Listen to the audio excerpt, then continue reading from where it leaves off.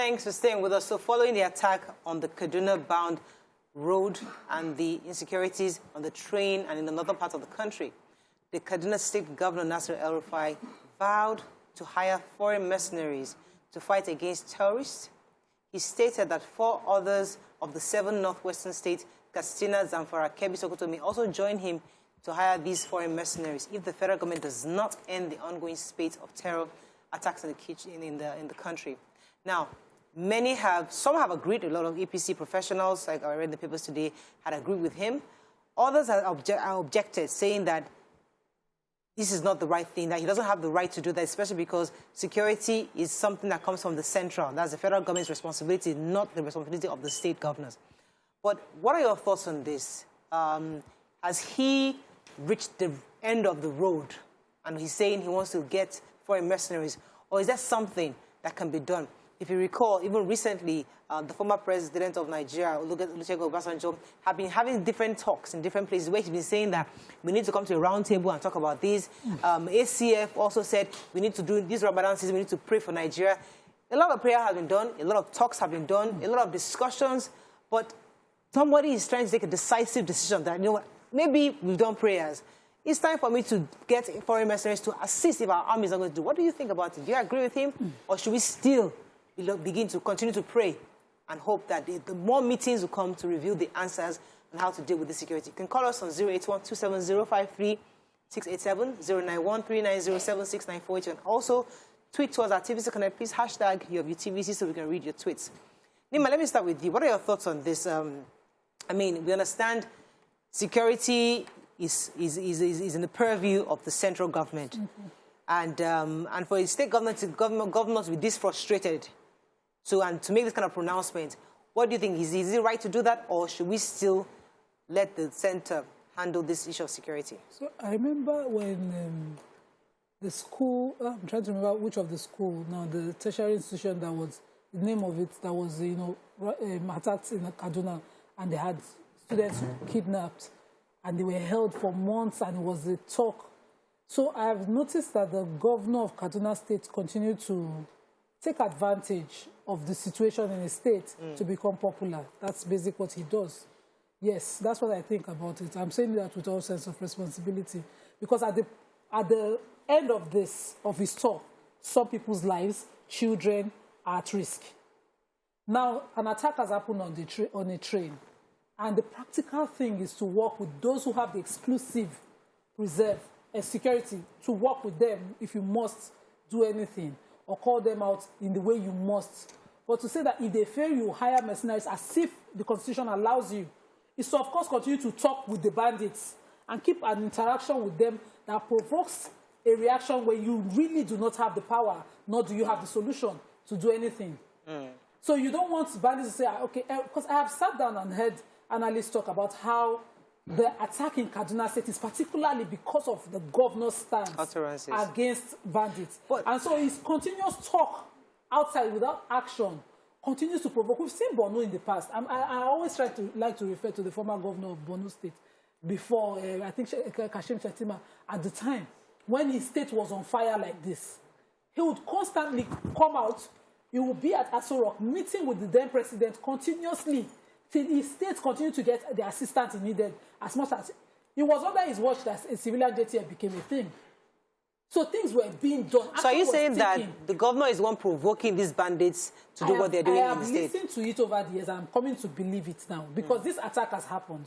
As a governor, the one that is within your reach is to assist wounded victims. We have the minister. But there's an argument that the army is compromised. There's an argument. Yeah. So all of that is not without that. But I'm talking about his present stance again. Okay. Coming out to talk about. So doesn't that come from a place of a man frustrated with the state of things and frustrated with the fact that he can't do much? Because what's the use of having the title of chief security officer of a state when you actually are not controlling anything security within that state? You don't have authority over the police. You don't have authority over the military. You can't say that you've heard intelligence about an attack might happen in one place and you can deploy someone to protect and stall the attack in that place. So really, I sense frustration. I sense the frustration being channeled in the wrong way in the terms of his language, but I sense a lot of frustration in the governor.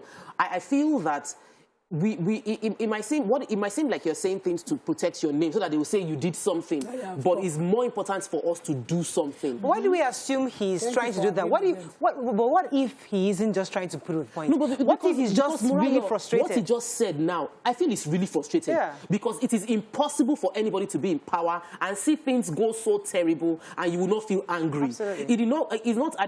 I don't think that we should have so much level of distrust and disbelief in our leaders to think that they will just sit down and just be trying to play drama with what is happening. People are dying in a state. Right. Any human being will feel bad about it and feel frustrated that you cannot do anything about it. But the solution he is saying is a solution he doesn't have the authority to carry out. So it's like saying talk shop, and we all know it's talk shop. So it is a bit... But the problem we have, there have been lots of talk shops. Obasanjo, the chief... he used to be the chief secretary. He's the president of Nigeria.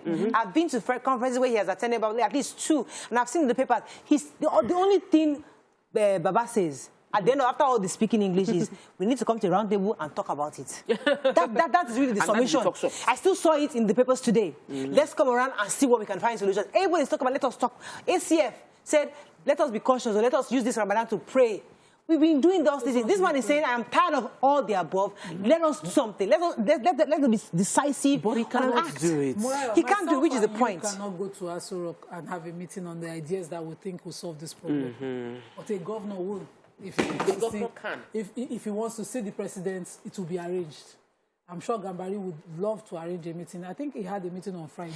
Yes. Now, in that meeting with the president, you would give a suggestion on mercenaries being deployed on this and say, please, my state is in their need. As we speak now, Kaduna is not the only insecure state too, where insecurity... But everybody has been screaming this thing, Onima. Ogun State in the backyard here. I even heard something that, one of the newest facility in Lagos was also almost attacked. Every state is dealing with this in one way or the other, but nobody is coming out to threaten and put out there what they are suggesting. Is it? Well, you can't compare. The level of issues going on is different. You can't compare what Kaduna is going through. Niger States, they are dealing with Niger States. They have more issues than that. But did you saw their governor in Niger States calling out for help and not necessarily saying, I will. Listen, Nima. So I hear you, Nima. And it seems like you don't know what we want. Because if they don't talk, we'll say they're not talking. Exactly. If he's talking, talk to us about the situation. I agree with you on some points. Talk to us about what you're losing economically. Talk to us on how it's important it is for you to get their security that you need, and how federal government must do what they need to do. But don't come and tell the mercenaries. I had some governors in my region who hire mercenaries. This is the exclusive of the federal government. In fairness to Governor El-Rufai, in fairness to him, he has repeatedly said what you're asking him to say, told us what is happening in his state. He has cried out to the president. We have seen him go continuously to Aso Rock to go and say, on this matter, yet he's not making headway, yet trains are being blown up in his state on his watch. So I hear you that don't say what you cannot do because you don't want to provoke. But at the same time, what else is there to be done? What are the options on the table? It can't be talk. It can't be telling me your economic issues. You can't be telling me what banditry has done to your country. It can't be that. That's not a solution. That's lamentation. So we do want lamentation, but we also remember that when El-Rufai took a stand concerning paying, not paying ransom, people said that it was because before he had been paying ransom. So sort of like he wanted to stop what he had been doing. And the worry of which Nima is expressing, and many commentators have expressed, is that when he says they would hire mercenaries will get emboldened to say, okay, let's do more to ensure that bandits will get more emboldened to ensure that they get hired. And we can't be reactionary. A governor cannot be reactionary. So what if it works, Tokwe? What if hiring bandits? What if it works? The threat of hiring bandits. They bring in some international mercenaries that actually are able to take down these bandits within his state? What if it works? There's a percentage, there's a point, there's a possibility. But he doesn't have the capacity to do it. Of course, so that's I get that argument. I get the argument that something you don't have because even the I think someone was saying this morning that said that he needs to go through the ambit of the law to get this done. So it's possible. It's an option that can be taken, but there's a possibility that it could work. And if it does work, who's going to win? Kaduna State, and even the whole of Nigeria, because we are all having issues with security. That's automatically a vote of no confidence in the military infrastructure that is taking so much money. Should we not face the reality, Tokwe? Do we have the capacity? But the military... So does the military have the capacity to win this battle? My point is that the governor is talking what he cannot do. Enough of it. We don't hear you. You are trying. You have spoken. Sit down. Federal government, just yesterday, I read the papers that the IG is now willing. They are now saying they will deploy policemen to patrol Kaduna-Abuja highway. Do you know how long that road has been terrorized? So let's come back to where the talk is. We brought to Kano Jet. We've done everything. We've even proscribed the bandits as terrorists. We've said we need to proscribe them.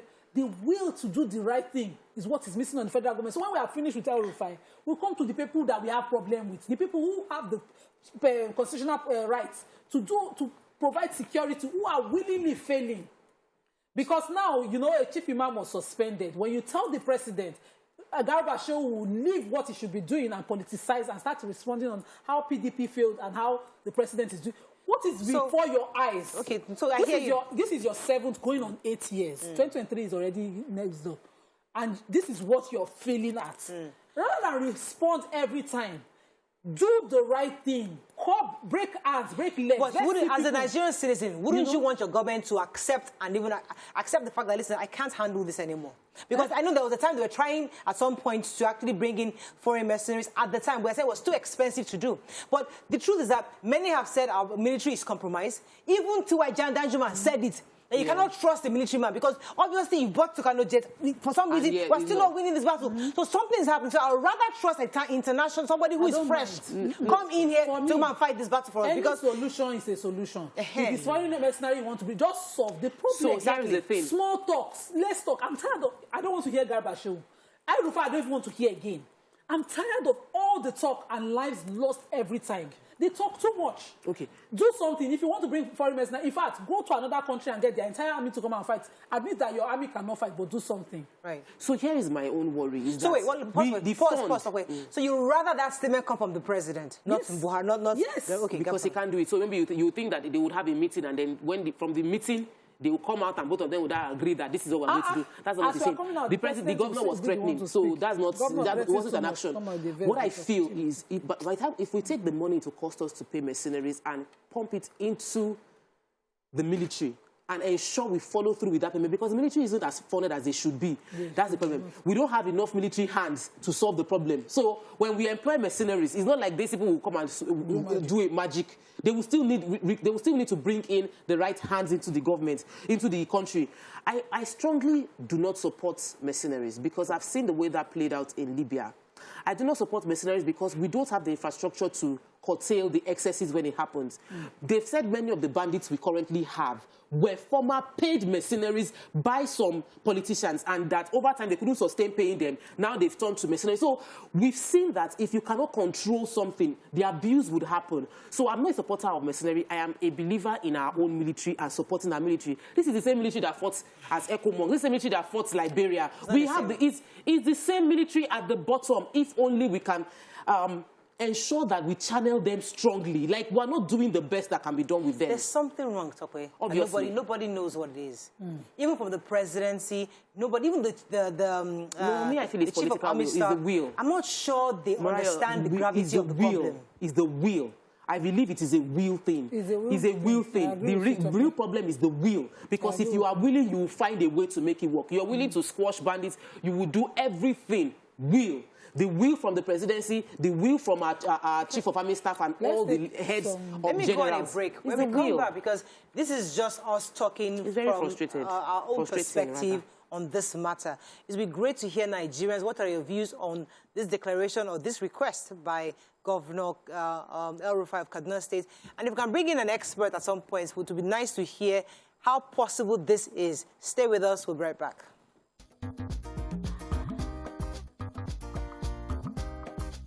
Stay tuned. Your View will be right back. Thanks for staying with us. So we were discussing, we understand very clearly that the president is the commander-in-chief of the armed forces and not the governors. Only he can invite mercenaries. Only he, constitutionally, can actually make these kind of changes that we're looking for in the national security. That is a given. But this is a frustrated governor who, as Nima has said, may not have the right, knows he doesn't have the right to bring in mercenaries, but at some point he must act like he's about to take action because his father or his father is not listening, or all what his father has deployed, I'm talking to the president right now, has deployed, is not helping his people, and he has a key responsibility to his own citizens. So why are people against him making this utterance? And that's really the conversation. At some point, as I said, we'll still bring in an expert, but it would be nice to hear Nigerians' views on this. What do you think? Is he in the right place to say it, although the Constitution doesn't back him up to do that?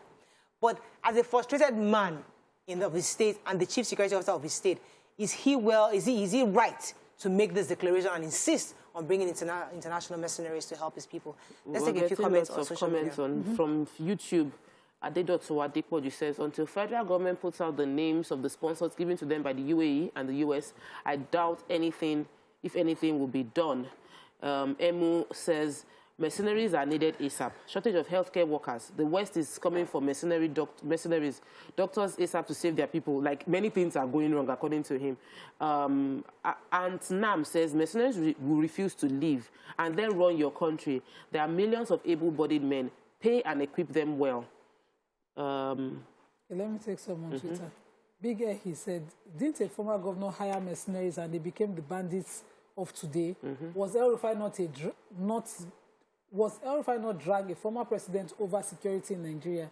How come he's not dragging anybody now? What about the super Tucanos? Those ones don't Okay, let me take this call from Kehinde. Kehinde, are you there? Good morning, Kehinde. You're live. Hello? I think we're having issues. Yes, you want to go ahead? Immaculate Boy says, Madam Nima, El-Rufai should stop emotional talk. If he talks, problem. He's there now. Hello, are you there? The point is, this man is showing his frustration, for God's sake. He's showing his frustration for God's sake. We have a dead military that is doing nothing. If he says something, they say he's not saying anything.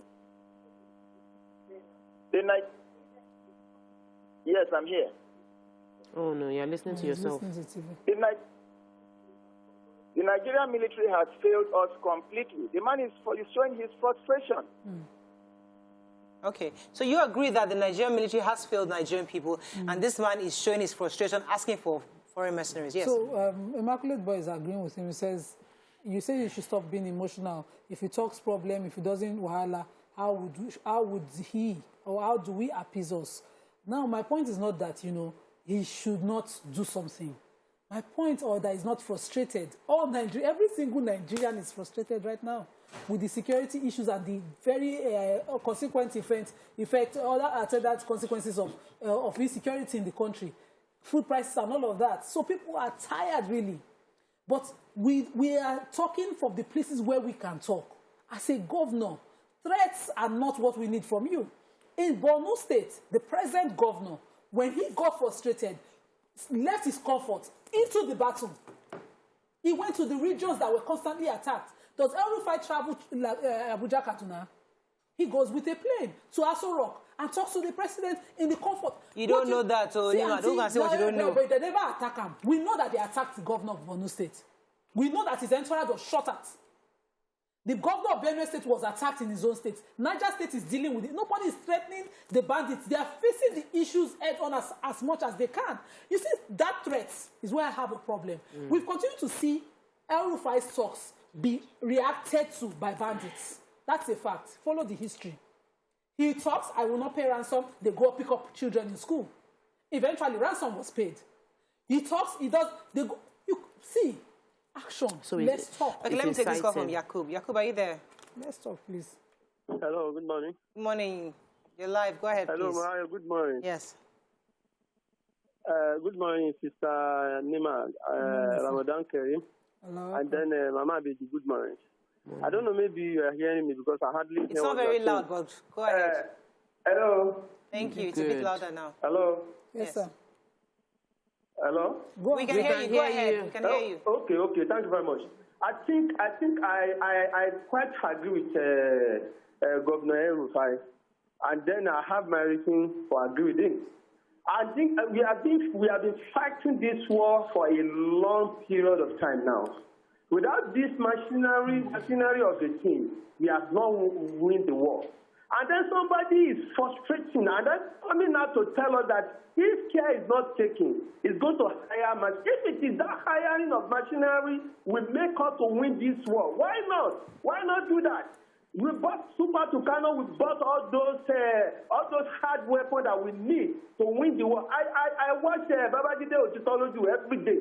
There was a day he analyzed all these things. The right weapon has been given to this our military. Yes, we have some gallant soldiers that are ready to fight this war, but we have other one within the military that compromise as well. Let me tell you, Morales, during the election 2015, the former government hired machinery to be able to make sure the election hold in some places in the north that time. So why not hiring the machine? If the government is not listening to Nigerian citizens, I think by now they will listen to government advice to hire the machinery in order to win the war. People are dying every day. So what is bad is hire the machinery to win this war. So if that one is answer to this problem, why? Thank you very much, Jacob. We can even link this to the majority leader that was asking Nigerians to carry arms. You see, is this part of frustration that let us all cuckoo carry? Because it seems like our military are totally helpless. But frustration doesn't solve any problem. No matter how frustrated we are, if there's no strategy, we will not solve the problem. And there's a lot of strategy on the part of the people that want to bring Nigeria down. They've successfully sold the idea of our lack of safety. Investors don't have confidence to invest in the country. Citizens don't have confidence to come to their own states. People were losing revenue on a daily basis, and their strategy is working. Now, we reacting, we vexing, saying that, oh, we are going to pay mercenaries. This governor will say, all of that is not going to solve the problem. Is the governor, Governor Erufai, willing to step down and let them declare a state of emergency in a state? Is he willing to say military should take over so that the entire process is handled by the military? Because if we are looking for drastic actions, then and you're willing to sacrifice, you can sacrifice yourself and say, I am displeased with the way this state is being overrun by bandits.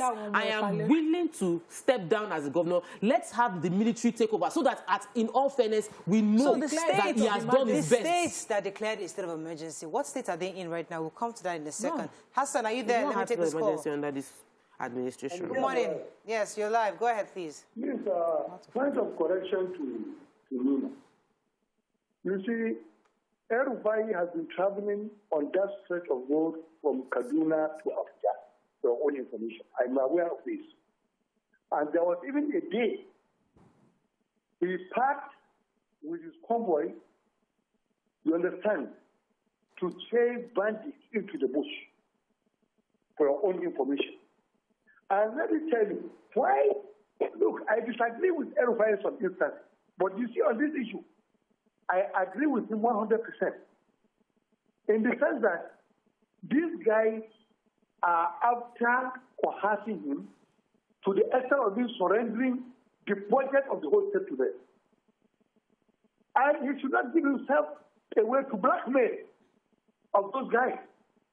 And for him to say that we needed machinery. Look, even America's government engaged consultants in fighting some wars. In most countries in the world you see America, most of them are not Americans, so they are consultants. The ones engaged to kill this man, Osama, they were consultants. They are mercenaries. Mercenaries are used everywhere. Look, if we can achieve something with this, please, let us have them. And let me tell you what this Sheikh said in Abuja. He said, look, they are turning this war of a thing into a business. If people are not ready, let us have an option. You understand? We should not continue to apply the same thing and expecting us to achieve different things. All right, so that's another thing. So it's somebody's business. Kidnapping is a business. In every situation of war, people are making money. The producers of arms are also making money. So this is not my point. Is not that mercenaries should not be hired. I said it earlier. I don't really care what measures are used to cope. This insecurity, continuous insecurity in the country now, not only in the north, everywhere in the country. My point exactly is provocative comments from leaders towards this situation is unnecessary. Action is all we need. From the federal government to the state government, everybody, and I have only one tweet to answer them. There's this saying that I've always, it's traditional, but thank God this person captioned it well in English. They say, my people have it that when you carry another person's corpse for burial, you might call it a log of wood until it happens within your family. You will know that a corpse is not a log of wood, but a human being, a person. Time will tell when, for our political leaders joking with our insecurity in the country. Until it gets to your backyard, you will never take it seriously. It's always been, and if we had just nipped it in the bud, probably we will not be here today. Every government that comes in politicizes the problem. We can go around this cycle. You go back and forth. We can go around this cycle and say if I did it, nothing was nipped in the bud. It has become a monster. That's where we are. Let's not go back. But let me just say, DSS Services Mike Ejiofor, that's the director in the Department of DSS, was saying that he's not against the governor asking for mercenaries. That it's a good one. However, he must do it the right way, meaning that he should go through the right channel. So let us imagine that, yes, he has made this utterance, and then he does the right thing of going to the president, going to the Inspector General of Police, and going to the military and saying, this is what I want, this is what I need, these are the contacts I've made internationally, this is what they can do for us, please pay this money so that these people can come in.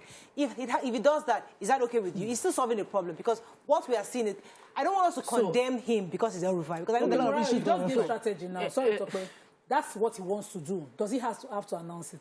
And yes, he should announce it. He can announce because we will complain that it's not working if he doesn't say what he wants to do. Yes. That's on one end. One of the biggest challenges that many people foresee with hiring mercenaries is what's the exit plan for the mercenaries? How do we ensure that we don't now have powerful people with arms on our hands? There'll be lessons learned, and I'm sure that should be properly done. There must be an exit plan that, okay, we will bring you in 2 years and you then exit this country and compulsorily we follow through.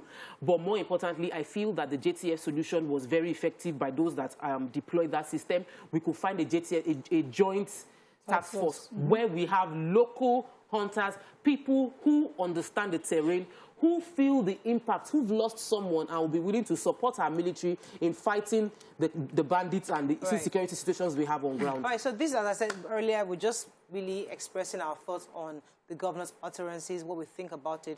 But we still need to bring in a security expert, somebody from the military. Let us know what is the procedure, indeed, of bringing in mercenaries into the country.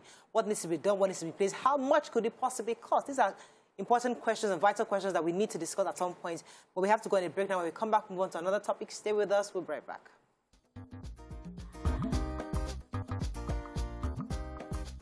Stay tuned. Your view will be right back.